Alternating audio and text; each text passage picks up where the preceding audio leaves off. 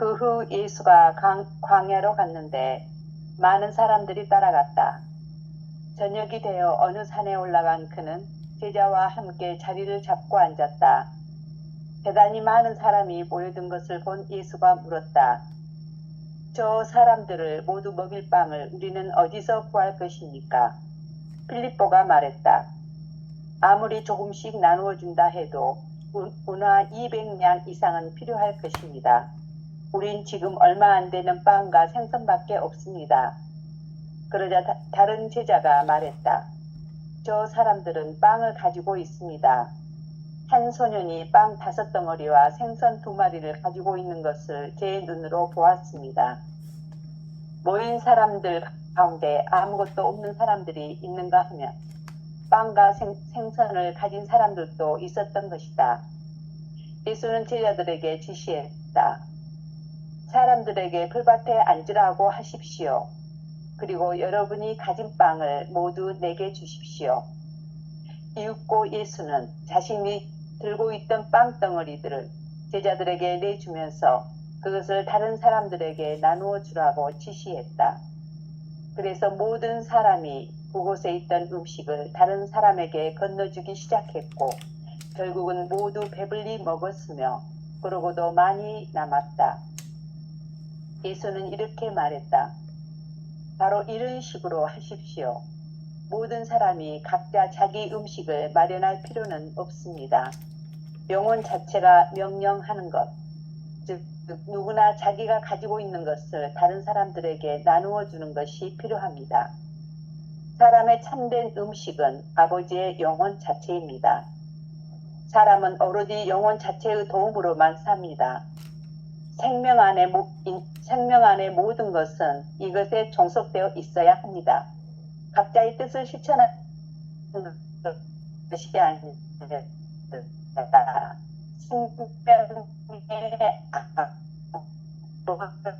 뜻을 실천하는 생명의 뜻은 사람들에게 주어진 영혼의 완전한 생명이 그들 안에 머물러 있는 것, 그리고 모든 사람이 자기 안에 있는 영혼의 생명을 죽을 때까지 사랑하는 것입니다. 생명의 원천인 아버지가 바로 그 영혼입니다. 생명은 오로지 아버지의 뜻을 완전히 실천하는 것에 달려 있습니다. 그리고 영혼의 뜻을 실천하려면 사람은 육체를 포기하지 않으면 안 됩니다. 육체는 영혼의 생명을 위한 음식이자 재료입니다. 육체가 포기되어야만 비로소 영혼이 삽니다.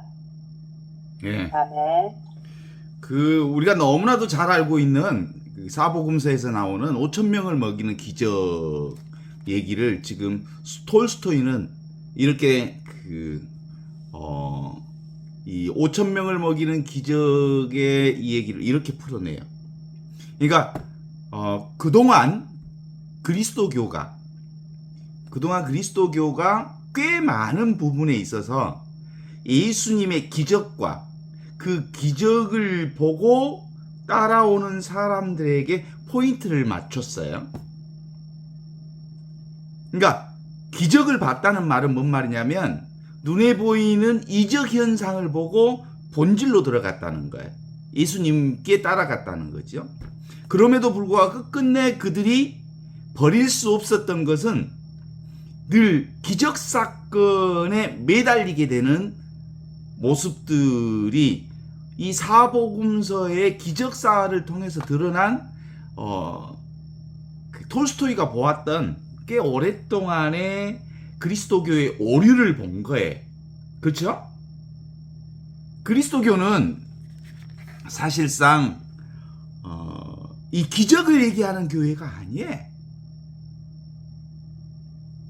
그 영원한 생명인, 그러니까 이제 톨스토이 복음서의 핵심을 읽으려면 이 5,000명을 먹이는 기적에 대한 사화를 하면서 이렇게 얘기합니다. 바로 이런 식으로 하십시오. 모든 사람이 각자의 음식을 마련할 필요가 없습니다. 물질에 집착하지 마십시오. 보이는 것에 집착하지 마십시오.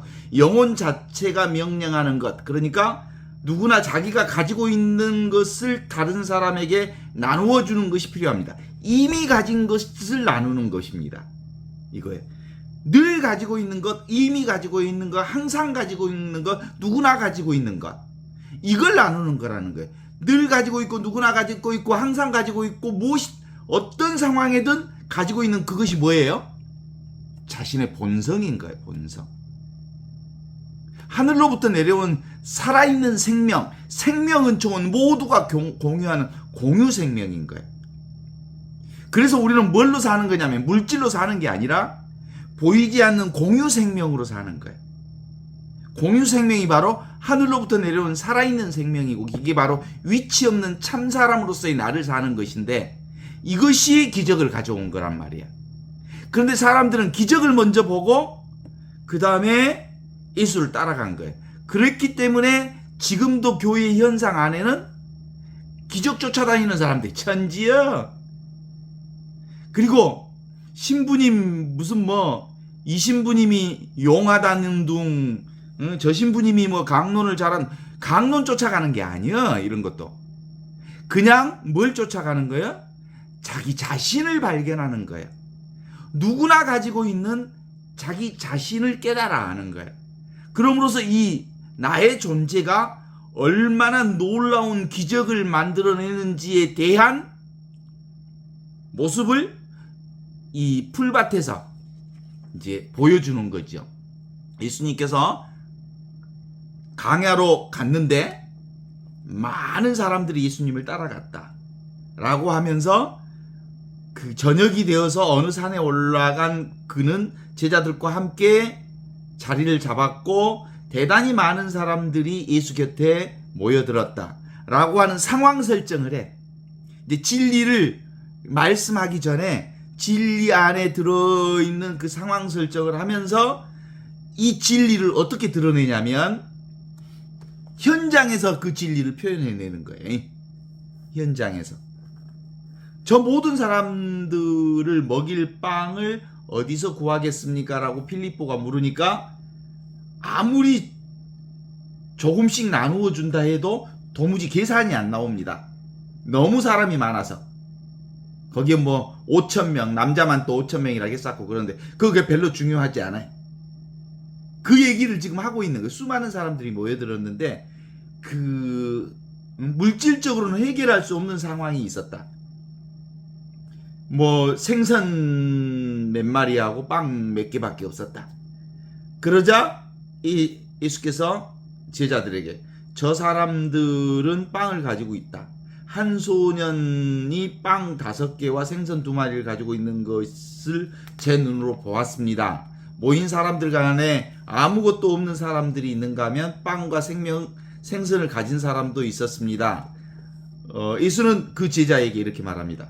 사람들 풀밭에 앉히십시오. 그리고 여러분이 가지고 있는 빵을 모두에게 주십시오.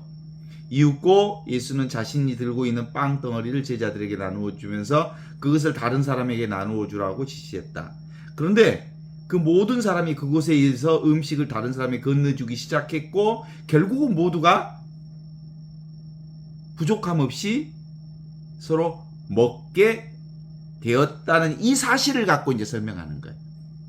이게 말이지 빵을 먹은 거냐? 서로의 마음을 공유했기 때문에 저런 상황이 이루어진 거 아니냐? 따라서 공유 생명, 함께 공유하는 생명이 뭔지를 한번 보자. 늘 누구나 공유하는 생명, 그것이 눈앞에 이 생명 아니냐? 눈앞에 이 생명이 뭐예요? 지금 살고 있는 생명, 여기 살고 있는 생명, 이 순간에 누구나 똑같이 공유하는 이 생명을 함께 나누는 과정을 통해서 이 존재가 살아가는 거 아니냐? 의식이 곧 존재, 그 존재가 곧 궁극적 진리를 이렇게 표현하고 있는 것 아니냐?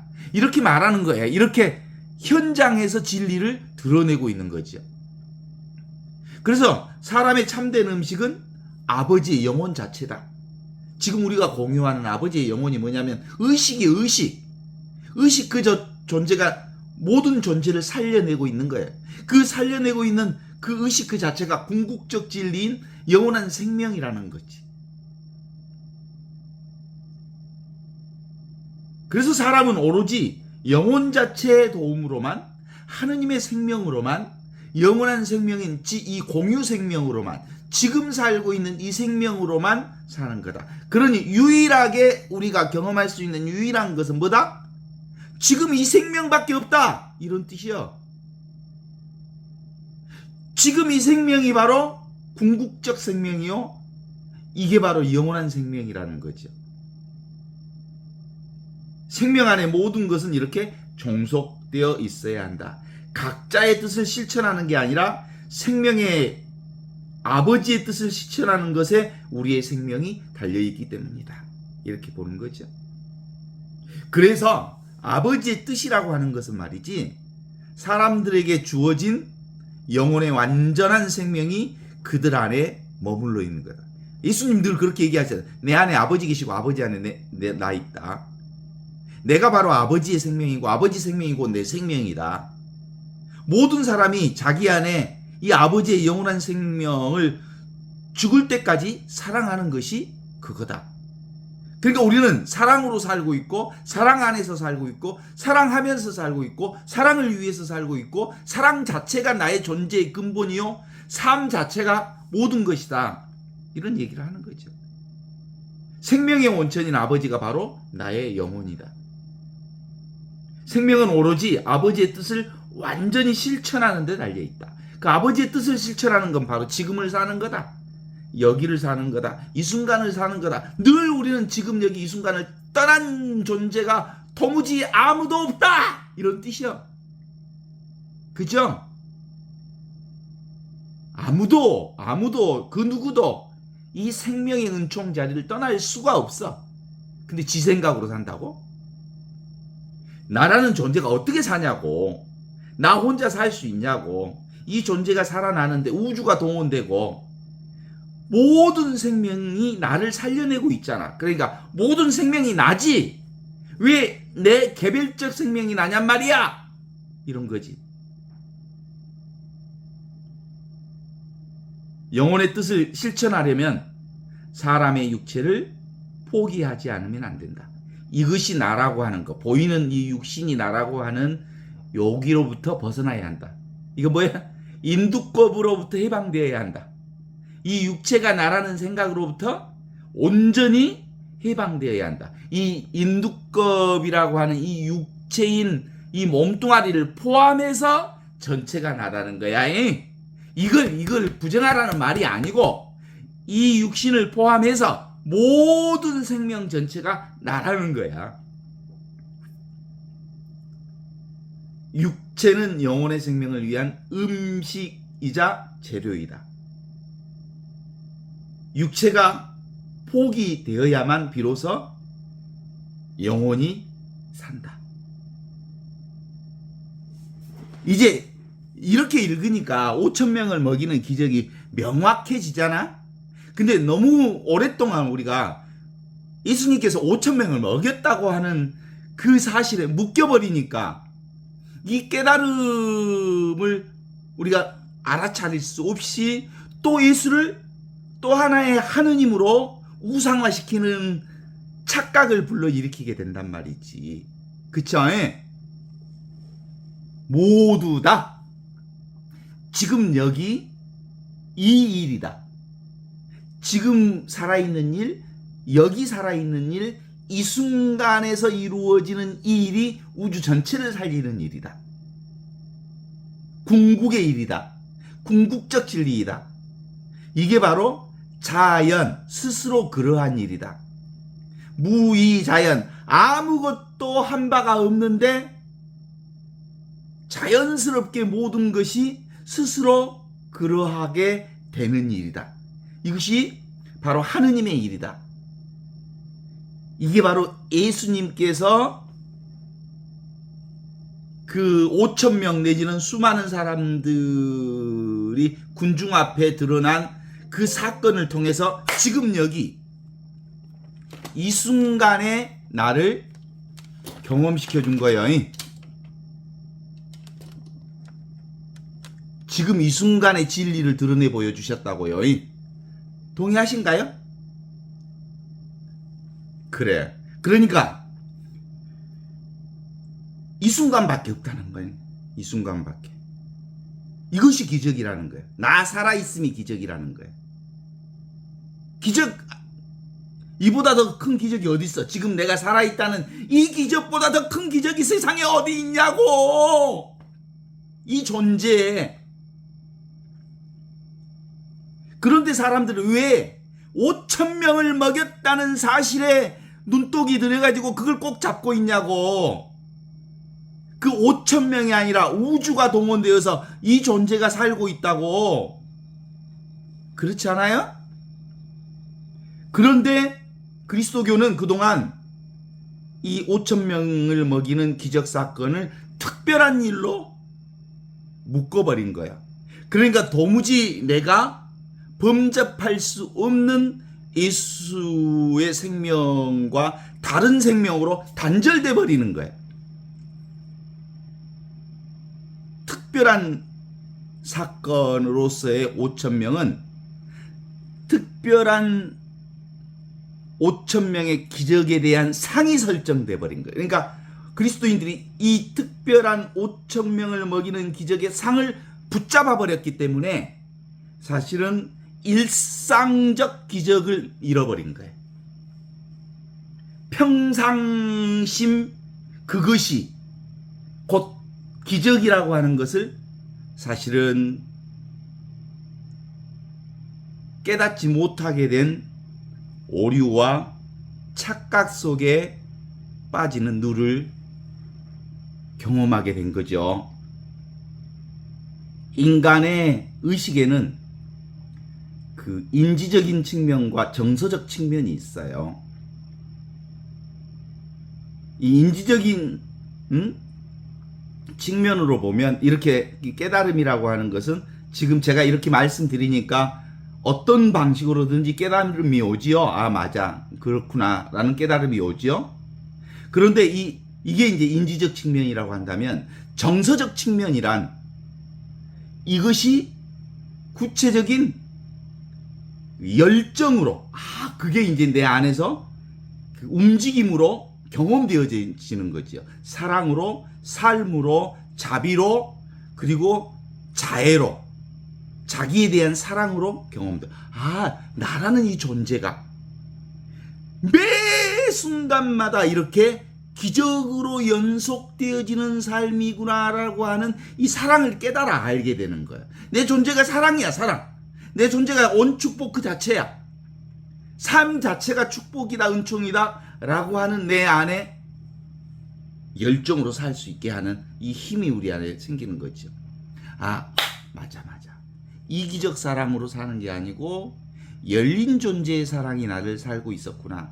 나는 내가 사는 줄 알고 이걸 끌어당기고 저걸 끌어당겨서 내가 이것저것을 끌어당겨서 내 인생을 만들어낸 줄 알았는데 그렇지 않았구나. 온통 삶 자체가 기적 덩어리구나. 이게 이제 5,000명이 아닌 우주를 동원해서 나를 살리시는 매 순간의 기적, 일상의 기적, 평상심의 기적을 이 기적의 얘기를 통해서 드러내는 거예요. 보편적 삶 그 자체가 기적이다. 동의하십니까? 차별적 세계 안에서 특별한 어떤 사건이 기적이 아니라 보편적 삶 그 자체가 기적이어서 인생이 바로 얼마나 아름다운지를 깨닫게 하는 기적입니다. 따라서 이 깨달음이 우리 안에 오면 인생에 대한 대긍정이 시작이 됩니다. 자기 자신의 한계를 벗어난 해탈과 해방의 역사가 내 안에서 드러나게 되는 거죠.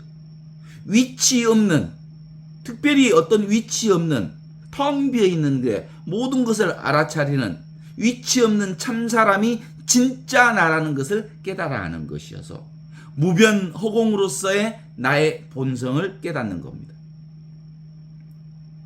인간의 분별심으로 보면 우미 5,000명이 이렇게 한순간에 다 이렇게 나누어 먹는 것 놀랍다잉. 그래 혹 빠질 수 있겠지. 그런데 그것의 본질적 의식은 매 순간 그런 기적이 일어나는 거예요. 내 삶 그대로 있는 그대로 내 삶이 기적이. 다른 유혹에서 따로 무언가를 찾으려는 유혹에서 벗어나라. 이런 말입니다. 아프면 아픈 대로 나의 삶의 최상을 표현하고 있고요. 슬프면 슬픈 대로 나의 존재의 최상을 표현하고 있고요. 그리고 정말 견디기 어려운 그 에고의 분열 현상 그대로, 괴로움 그대로 자기 존재의 최상선을 드러내고 있다는 것을 드러내는 거예요. 그래서 실제로 그 그리스도교의 계명주에 그런 나왔잖아요. 나 이외에 다른 신을 섬기지 말라라는 말씀이 나오지요. 이걸 읽으면 대단히 배타성으로 드러나는 것처럼 보이죠? 그렇지 않아요. 나 이외에 다른 신을 모시지 말라는 말은 지금 여기 이 순간이 바로 궁극적 진리이기에 여기를 떠난 그 어떤 진리도 없다, 이런 뜻이야.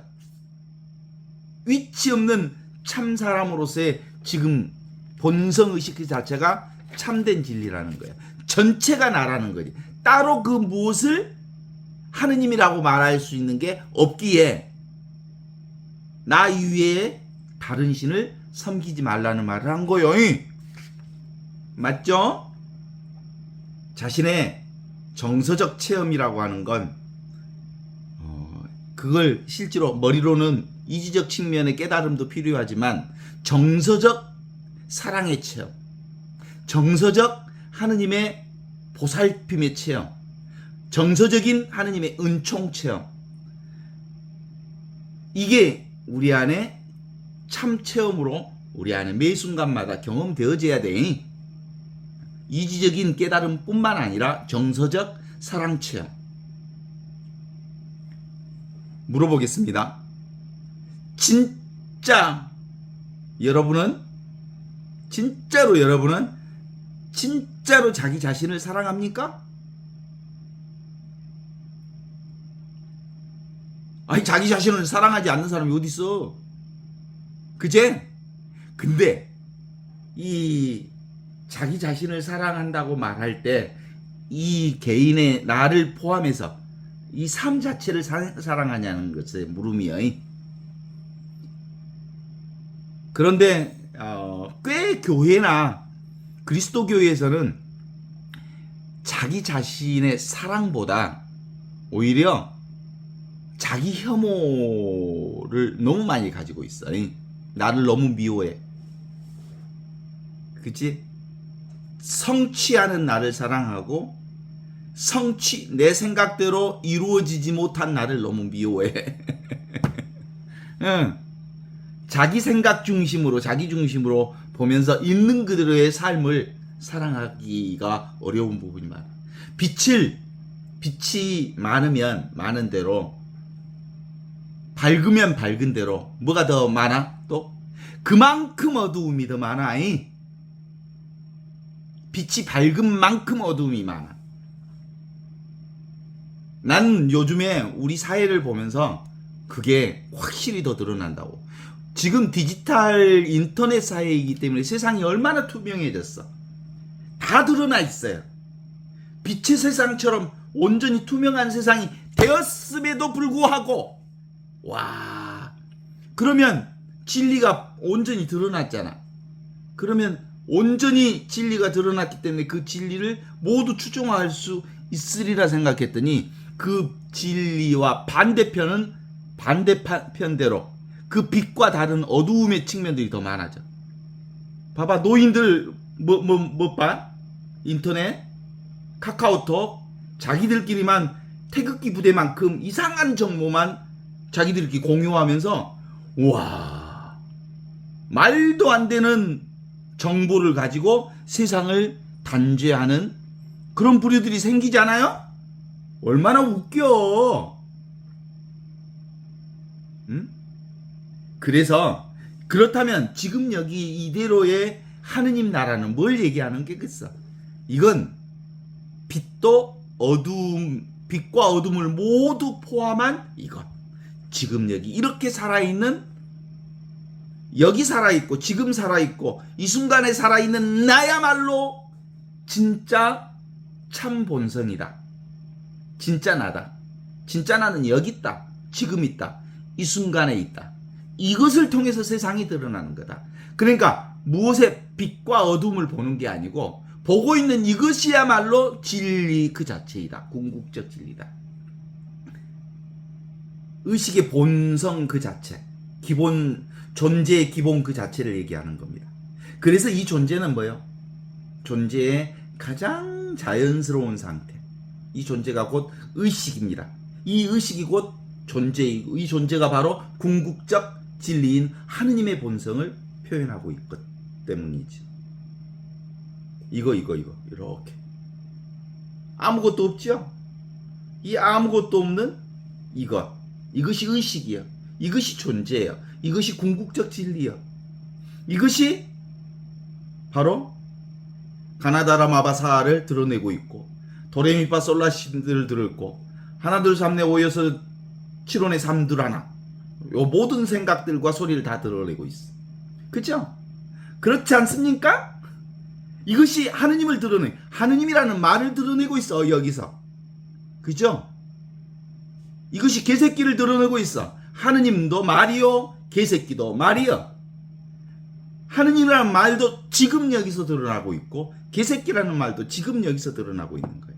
말은 그냥 어떤 수단일 뿐이고, 진짜 진리는 지금 여기 이것을 얘기하는 거예요. 그런데도 불구하고 우리는 눈에 보이는 말이나 언어나 개념을 쫓아다니는 경우들이 많죠. 우리 인간은 근본적으로 호모사피엔스라고 하잖아. 호모사피엔스는 생각하는 인간. 이것이 인간의 특징이야. 사유하기 때문에 인간의 창의력과 상상력으로 문명 발전을 창조해 왔어요. 그런데 이 사유 때문에, 이 생각 때문에 사실은 지금 여기 이렇게 생생하게 살아있는 진리로부터 점점 멀어져 가는 과정들을 경험해. 똑똑하다는 사람과 안다는 사람들에게는 이 모든 것을 감추시고 철부지 어린아이들에게 나타내 보여주시니 하느님 감사합니다 라고 말하는 이 본성의식이 생각으로 가리워졌다는 거예요. 그래서 늘 이상하게도 무지의 구름 속에 갇힌 인간들이 어리석은 인생을 지속하고 있다는 사실이라는 거지. 데카르트, 그는 인간 생각한다 고로 존재한다.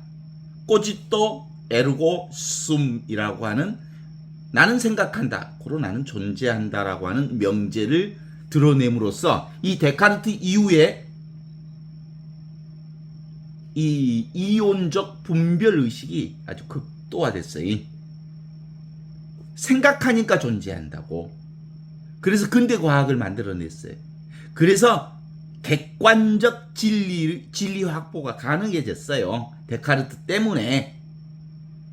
그래서 학문이 발달했고 과학이 발달했고 근대과학이 바로 이 데카르트의 나는 생각한다, 나는 고로 존재한다라고 하는 것으로부터 시작했는데, 이 생각이 존재를 만들어내? 이 창의적 생각일 수는 있지만 그렇지 않아요. 존재가 생각을 만들어내. 존재 속에서 생각이 드러나는 거요. 존재하니까 생각하게 되고, 의식하니까 생각하게 되고, 그러니까 순서가 뒤바뀌었어. 본성 의식이 분별 의식을 만들어낸 거예요. 의식 그 자체가 존재와 이 하느님과 온전히 하나인 궁극적 진리를 드러내고 있는 거죠. 빛이 지금 여기 이 둘이 아닌 세계를 드러내고 있습니다. 빛이 왔어요. 그런데 사람들은 빛보다는 어두움을 더 사랑했던 거죠. 예수복음은 바로 이 핵심을 드러내고 싶으셨어요. 예수복음. 예수님의 진정한 기쁜 소식은 바로 둘이 아니다. 비이혼성의 진리. 그게 바로 삼위일체 하느님의 진리를 드러낸 거예요. 하느님이 이 세상에 왔다. 이 세상이 하느님이다. 이게 인카르나시오. 예수님의 육화의 진리가 이렇게 드러났어. 그런데 다시 예수님을 하늘로 발로 차서 올려버려요. 당신은 신이 있는 자리에 계시시오. 왜 인간들 세상에 왔고 사람들을 괴롭히오? 하고 다시 예수 그리스도의 이 기쁜 소식을 교회가 앞장서서 하늘로 올려버려요. 그리고 예수님을 우상화시켜. 그게 500년에서 800년의 역사의 논쟁이야. 예수가 인간이다? 아니다. 예수는 신이다. 이 논쟁이 500년 이상 800년 동안 진행됐다니까. 그래서 만들어낸 결론이 예수는 인간이면서 동시에 하느님이다. 이렇게 교회가 결론을 냈지만, 아무리 교회가 결론을 낸다 해도 한번 인간의 머릿속에 예수는 신이다 이렇게 세뇌되어 버린 역사가 지금까지 지속되고 있어. 예수가 신이래. 그리고 우리하고 상관없대. 예수는 이 세상에 오셔서 하느님의 본성이 지금 여기 모두에게 드러나 있다. 모든 세상에 있는 그대로 드러나 있다. 그래서 이 세상이 곧 하느님이다. 이렇게 얘기하셨거든. 그 복음을 우리에게 주셨거든. 느껴지는, 지금 보고 있는, 지금 듣고 있는, 지금 경험하고 있는, 지금 맛보고 있는 이 자각이 바로 하느님의 본성품이다. 의식, 존재, 지복을 선포하신 게 바로 예수복음이거든요. 느낄 수 있는 능력, 자각하는 능력. 그게 나만 가지고 있냐고. 모든 사람이 다 가지고 있고 꼭 사람만 가지고 있냐고. 우리 집 앞에 있는 이쁘고 귀여운 현존이 강아지도 가지고 있는 그것이 진짜 하느님의 본성이라고. 그게 강아지만 가지고 있냐고. 꽃들도 가지고 있고 나무들도 가지고 있고 지렁이도 가지고 있고 모두가 이 하느님의 본성, 살아있는 이 생명으로 살고 있잖아요. 그죠? 세상 만물의 모든 생멸 변화를 경험하고 있는 이것은 생멸 변화가 없는 불변의 진리, 영원하고 무한한 불변의 진리가 이 자각하는 이 능력을 통해서 모든 변화를 경험하고 있잖아요. 불변의 변화를 경험하고 있잖아요. 부동의 동자를, 운동을, 움직임을 경험하고 있잖아요. 지금 여기 본인은 전혀 움직이지 않으면서 모든 움직임을 다 알아차리는 이것이 나랑 께 이 위치 없는 참 사람이 나라니까. 이게 본성품이고 자기 본성이고 이게 진짜 나라는 거예요. 이 진짜 나가 바로 우주 생명 전체인 생명은총이 나라고. 그래서 예수님이 5,000명을 먹이는 수많은 군중들을 이렇게 먹는 현상을 놓고 봐라. 서로 나눠먹고 있는 것을 스스로 저 많은 사람들이 경쟁하고 자기 먹으려고만 했다면 이 사건이 지금 이루어졌겠냐. 모두가 서로의 같은 생명을 공유하고 있었기 때문에 저 놀라운 일들이 이루어졌다면 실제로 저 사건을 통해서 우리가 바라봐야 하는 것은 한 존재가 살기 위해 우주 만물이 총동원되어져서 이 존재를 살리고 있다는 이 놀라운 본성품을 깨달아 알아라. 이게 5,000명을 먹이는 기적이거든요. 일상이 바로 진리이고 평상심 그대로 하느님의 도가 눈앞에 늘 펼쳐지고 있는 거다. 그런데 5,000명을 먹이는 것에 기적의 상을 딱 붙으니까 예수님을 신으로 만들어버리고 우리하고는 상관없는 분으로 만들어버렸잖아요. 5,000명을 먹이는 기적은 특별한 사건이 아닌 뭐다? 보편적 삶의 기적을 드러내 보여주시는, 진리를 드러내 보여주시는 일이에요. 내 본성이 그래. 내가 이 진리판이 드러나는 현장이에요. 현장. 나라는 기적이 매일 매 순간 움직이고 돌아다녀. 어때? 기적들이여, 놀라운 하느님의 기적들이여, 그대들이 지금 여기 앉아 있군요. 왜 동의를 하나하나 모르겠다. 이지적인 요소뿐만 아니라 정서적인 요소로도 이 존재의 자연스러운 기적의 상황을 받아들일 수 있어야 된다고 보는 거죠. 무위자연, 누구의 것이 아닌 모두의 한마음, 누구의 것이 아닌 모두의 한 생명을 우리는 이렇게 살고 있습니다. 따라서 모두가 다 일즉다, 나를 통해서 모든 우주가 함께 살고 있고, 다즉일, 우주 전체가 이 한 생명으로 귀결되는 거예요. 보이지 않는 것을 통해서 보이는 세상이 열려져 있고, 보이는 것을 통해서 보이지 않는 이 영원한 생명을 경험하게 되는 거예요. 어떻습니까? 진리는 그런 의미에서 논증될 수 없습니다. 말로 증명해낼 수 없습니다. 진리는 자명합니다. 스스로 밝고 명확하고 분명한 것이 진리입니다. 따라서 가톨릭 교회가 삼위일체 논쟁을 위해서 500년, 800년을 삼위일체 논증을 신학자들끼리 했다는 사실은 미친 짓이지,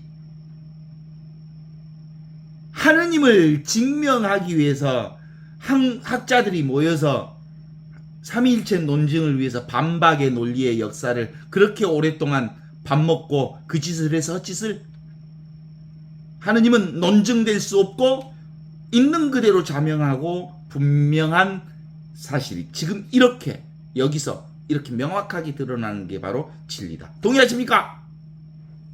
동의하시죠? 그래요. 하느님은 우리의 기올백을 메고 돌아다니면 근사한 내가 되는 게 아니고, 하느님은 우리의 뭐예요?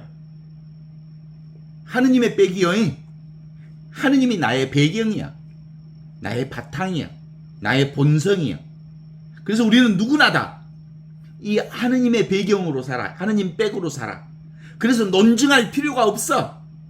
있는 그대로 우리는 그 하느님의 본성품을 지금 여기서 살고 있어. 너무나도 자연스러운 존재의 자연스러운 상태를 살고 있는 이 지금의 이 존재가 바로 기적이요, 일상이요, 일상 그 자체가 하느님의 놀라운 기적을 드러내고 있는 거지.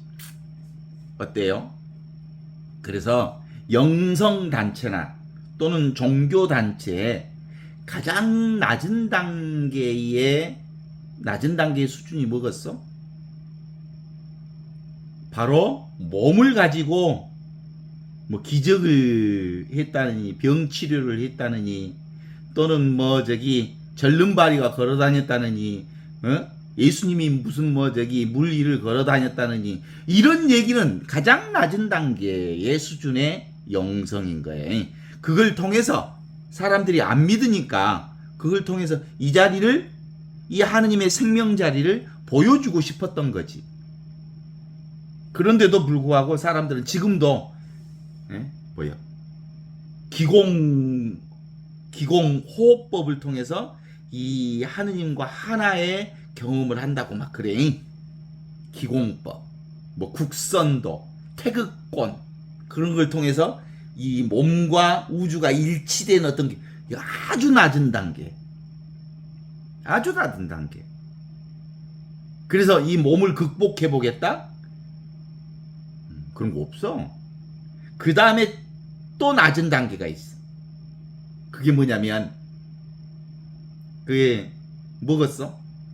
정신적 차원에서 심리학, 심리 개발을 통해서 성격을 바꾸어냄으로써 긍정적 성격을 바꾸어냄으로써 세상을 밝게 보고 아름답게 본다. 얘도 한계가 너무 분명해. 성격을 변화시켜서 세상을 이런 거 아니에요. 근본적 존재를 깨달아내는 게 진짜 영성이고 바로 그게 뭐예요? 그게 진리를 사는 거예요. 자꾸 무엇을 얻으려는 공부, 자꾸 무엇을 체험하려는 공부, 자꾸 무언가를 다른 상태로 옮기려는 공부, 이런 다 사입이야. 이건 뭐라고? 특별한 무언가를 얻으려는 거예요. 그런 건 진짜 공부가 아니야. 진짜 공부는 늘 쓰고 있는 것, 항상 쓰고 있는 것, 지금 쓰고 있는 것, 여기 쓰고 있는 것, 모두가 쓰고 있는 것, 항상 누구나 다 경험하고 있는 이것. 이것이 바로 예수님이 우리에게 전해주고 싶어 했던, 이심전심으로 전해주고 싶어 했던 예수복음이야. 자, 특별하다라고 하는 특별색에 속지 맙시다. 당신은 특별한 존재예요. 당신은 특별한 수도성서를 받았어. 이거 사기야, 사기.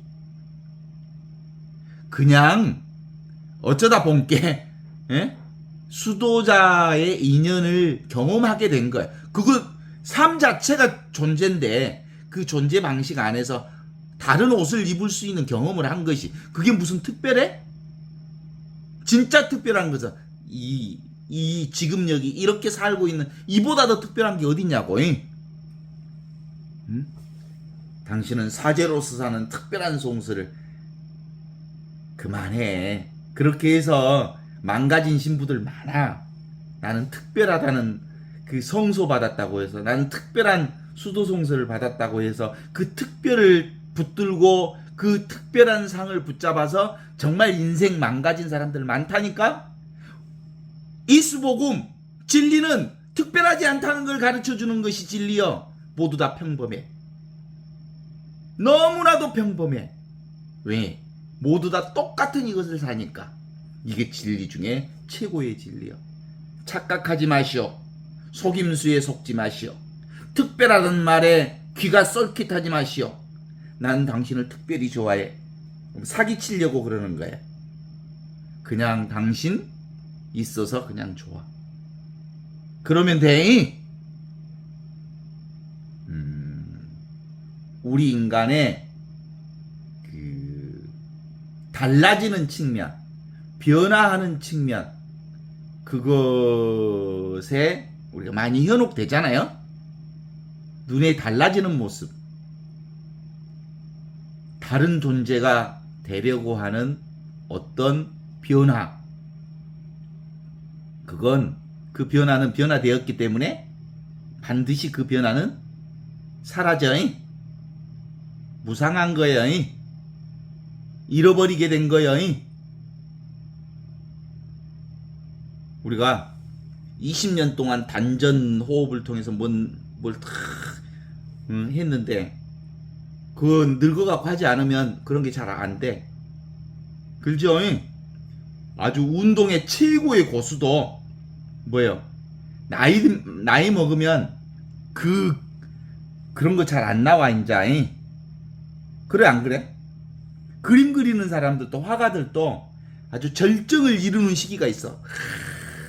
기가 막힌 실력을 발휘하다가 나이가 80, 90이 넘어지면 그 기능이 떨어져. 그리고 그때 그 놀라운 예술적 신미함도 서서히 눈이 닫히면서 흐물흐물해져. 영원하고 불변한 것은 없어. 인과법은 모두 다 무상한 거야. 콩 심은 데 콩 나고 팥 심은 데 팥 나는 법칙이야. 분명하지만 그 변화되는 측면은 무상한 부분이어서 그것에 집착하지 말라는 거예요. 예수복음의 핵심은 뭐냐면 뭘 얘기하고 싶었을까? 우리 인간의 존재는 불변의 측면이 있다. 영원한 측면이 있다. 절대 불변의 측면이 있는데 그것이 바로 지금 경험하는 것, 여기서 경험하는 것, 이 순간 경험하는 것, 이 보는 능력, 듣는 능력, 맛보는 능력, 이 자각하는 능력, 이 나 있음이라고 하는 건 영원한 생명의 능력이다 라고 하는 걸 드러내고 있어요. 나는 개별 존재가 결코 아닌 이 이치 없는 참 사람이 나다라고 하는 것, 이건 불변의 측면입니다. 절대 변화되지 않는 없이 계시는 하느님이 바로 나라는 이 본성이야말로 영원한 측면이죠. 그죠? 참. 어떤 사람이 그런 사람이 있었어. 이 집안 가족끼리 살았어. 그런데 그 사람 나이가 50이 넘어서야 비로소, 난 자기들은 같이 형제 자매인 줄 알고 살았는데 50 넘어서 자신이 입양한 사람이라는 사실을 깨달아 알았어. 그때서야 50년 넘은 세월 지나서야 내가 입양한 사람이구나라는 걸 알게 되면서 자기 존재 안에 혼돈이 왔어. 혼돈이 왔겠지. 이해가 되긴 돼. 그런데 그 양반이 이 공부를 하기 시작하면서 그건 입양하고 어머니 아버지 안에서 살고 안 살고의 부분은 무슨 측면이요? 변화의 측면이요. 근데 절대 불변의 측면은 그럼에도 불구하고 지금 살아있고 여기 살아있고 이 순간 살아있는 이 절대 생명, 궁극적 진리는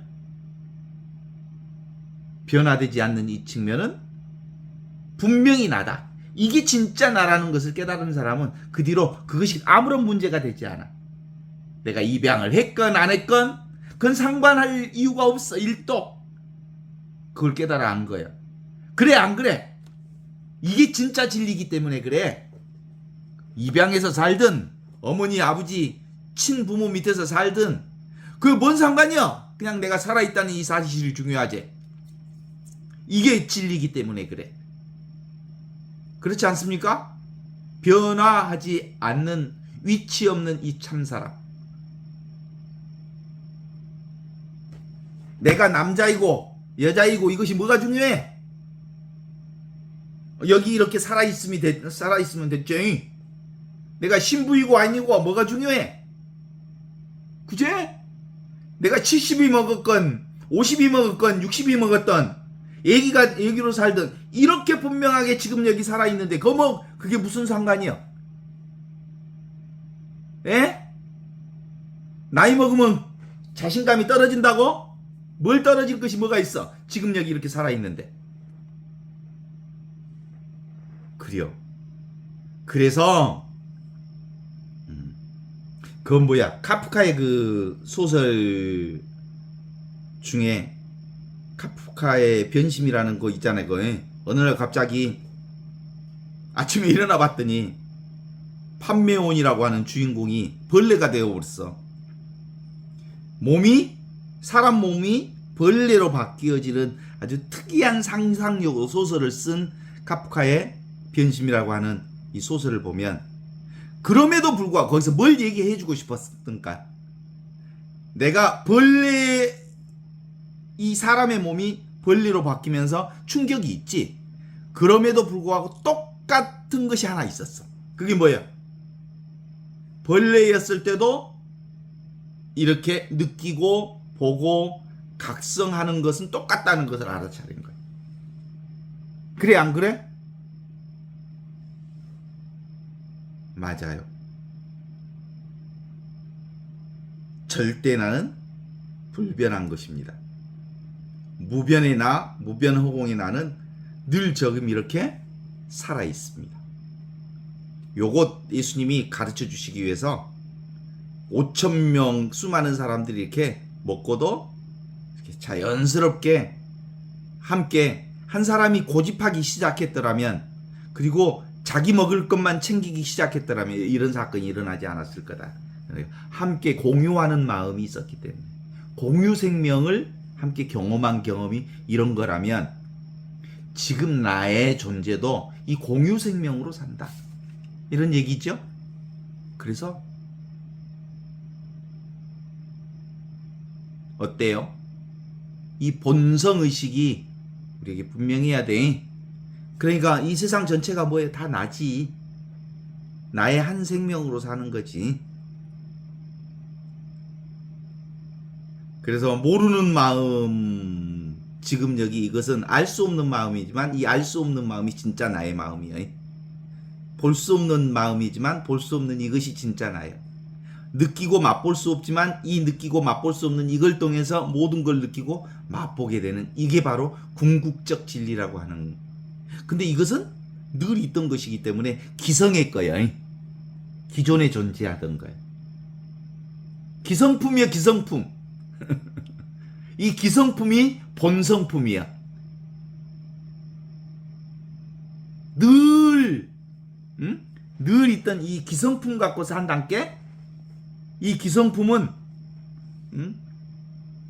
절대 어떤 변화 속에서도 변화되지 않는 영원한 생명의 기성품이지. 이걸 진리라고 그래요. 우리는 근본적으로 상대 세계로부터 자유하는 이 본성품을 가지고 있어. 상대 세계로부터 자유로운 이 본성품이 진짜 나거든. 집착 없는 이것이 분명하면 우리는 자연스러운 그대로 창의적이고 은총적이고 사랑, 온축복 그리고 은혜 자비인 이 자리를 떠날 수가 없어. 우리 자체가 자비니까, 나 자체가 사랑이니까, 나 자체가 은총이요 온축복이니까. 그러니까 우리가 경험하는 모든 세상은 이 상으로부터, 이 세상으로부터 우리가 자유한 나의 본성품을 사는 거거든. 상이 곧 나와 둘이 아니여. 그래서 상과 성은 하나다. 이렇게 얘기할 수 있어. 그래서 우리는 이미 완성된 있는 그대로의 내가 얼마나 놀라운 기적의 삶을 살고 있는지를 깨달아 하는 공부. 이것이 우리의 최고의 공부이거든요. 바로 이런 식으로 하십시오. 자기 음식을 마련할 필요가 하나도 없습니다. 영혼 자체가 명령하는 것, 즉 누구나 자기가 가지고 있는 것을 다른 사람들에게 나누는 것이 필요합니다. 사람의 참된 음식은 아버지의 영혼 자체입니다. 나의 본성이 나의 음식이여. 내가 나를 먹고 살아. 내가 나를 숨쉬고 살아. 내가 내 살림으로 살아. 그죠? 밖으로부터 온 어떤 것도 변화도 다 무상해. 근데 원래 있는 것만 영원하고 진실한 거죠.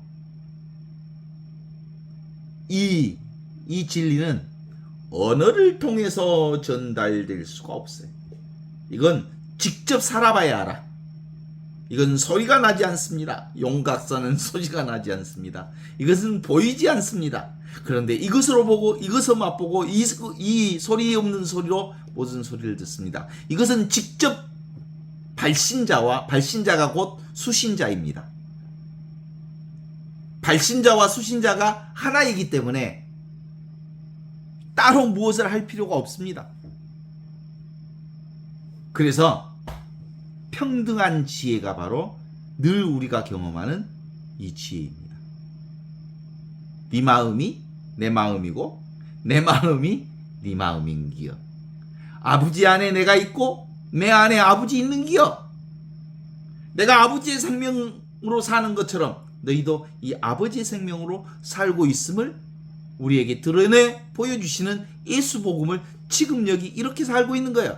그럼 내가 사는 건 누가 사는 거예요? 예수님이 사는 거예요. 예수님의 새 생명과 내 생명이 똑같은데 무슨 예수님을 특별한 사람으로 말씀하냐고. 나와 똑같아 예수님하고. 그래 안 그래? 아직도 5천 명을 먹이는 기적을 특별한 것으로 보지 않았으면 좋겠어요. 봐봐. 지금 우리가 네이버를 쓰고 있잖아. 컴퓨터 네이버 쓰고 있잖아. 이 네이버가 대한민국으로 보면 5천만 명이 네이버의 화면에서 네이버를 봐. 동일한 화면에서 네이버를 공유하고 있잖아요. 똑같이. 그 네이버를 통해서 우리의 정보를 본단 말이야. 보고 있는 네이버가 또 다르냐고 서로. 그런데 경험하는 것은 너무너무 다르잖아. 그 사람이 살아가는 수준에 따라서 네이버를 경험하는 방법은 다르지만 똑같은 네이버를 쓰고 있다고. 예를 들면 그것이 바로 기적 아니여? 응? 위치 없는 참 사람이 바로 이 고유 생명을 사는 하느님의 생명을 사는 거야. 오메 그러네. 이것이네. 이거네. 모든 것이 다 나의 이 본성품을 드러내고 있네. 내가 나를 경험하고 있단께, 내가 나를 맛보고 있단께, 내가 나를 살고 있다니까, 나의 삶 전체가 모두가 이렇게 펼쳐지고 있다니까. 나 말고 그 어떤 것도 존재하지 않다니까. 내가 경험되어진 모든 것은 다 나를 경험하고 있는 삶이라니까. 응? 에카르트 돌레가 나는 우울증에 걸려 있으면서 이 지랄 같은 우울한 너하고는 같이 살 수 없어 라고 얘기했어. 그러면서 내 안에 또 다른 내가 있단 말이야? 맞아. 그걸 발견한 거야. 우리는 우리 안에 분열된 수없는 내가 살고 있어. 그런데 이 분열된 나는 내가 아니란 말이야. 가짜란 말이야. 진짜 나는 뭐예요? 늘 있고 항상 있고 언제나 있는 이 이치 없는 참 사람으로서 이것이 진짜 나라는 거야. 5천 명을 아니라 우주 전체가 동원되어서 살려내는 이 전체 생명이 나지. 내 안에서 우울한 나, 기뻐하는 나, 즐거워하는 나, 고독해하는 나, 수없이 많은 나들이 분열되어 있는 나는 순간순간 사건 상황 따라 끊임없이 분별심이 연출되지만 그 분별심은 진짜가 아니라는 것을 깨달아 아는 거야. 속지마. 변화되는 것에 5천 명의 기적이라고 5천 명의 기적을 붙잡지마. 그런 건 아니야. 매 순간마다 우주가 동원되어서 5천 명 아니 5만 명 5억 그런 것들이 움직여서 나를 오면 내가 그제 장수를 갔단께. 장수 갔더니 장수에 살고 장수가 저기 그 해발 한 500m가 된다더라고. 그러니까 장수 군 자체가 해발이 그렇게 높대. 400이. 그래서 장수가 이렇게 사과도 잘 자라고 그러는 게 그렇다고 그러네. 그런데 그 목사님 집이 내가 아는 지인의 목사님 집이 그 산 중턱에 지어진 집이었거든요. 그러니까 거기서 이제 저녁을 먹고 그 2층 데크를 자기가 직접 지었대. 거기 보면 별들이 좋다고 그 데크에 올라가고 별을 보자 그러더라고. 그래서 데크에 큰 배자로 누워갖고 이렇게 별을 봤는데 맨 처음에는 이제 밝은 방에서 갔다가 어두운 하늘로 가니까 잘 안 보이더라고. 뭐 막 희미하게 별이 좀 없네요 그랬거든. 그랬더니 밝았던 눈이 이제 어두운 바깥에 이제 익숙해지면서 동공이 열릴 거 아니요. 점점 북두칠성 같은 것이 또렷하게 나타나더니 조금 시간이 지났더니 그 북두칠성 같은 그 밝은 큰 별자리들 뒷바탕에 그 신비한 은하수가 바탕에 쫙 깔려지는 거야. 이 동공이 열리니까 그 고지에서 보니까 항오리 땅께 내가 호강해버렸네. 그걸 뭘 본 거야? 자, 우주보다 더 큰 보고 있는 내가 사실상은 수천억만 광년의 빛이 온다고 그러잖아요. 그러니까 수천억만 광년의 빛이 먼저 있어서 내가 보는 게 아니고 지금 보고 있는 이것이 수천억만 억만 년 전보다 더 먼저 있는 나야.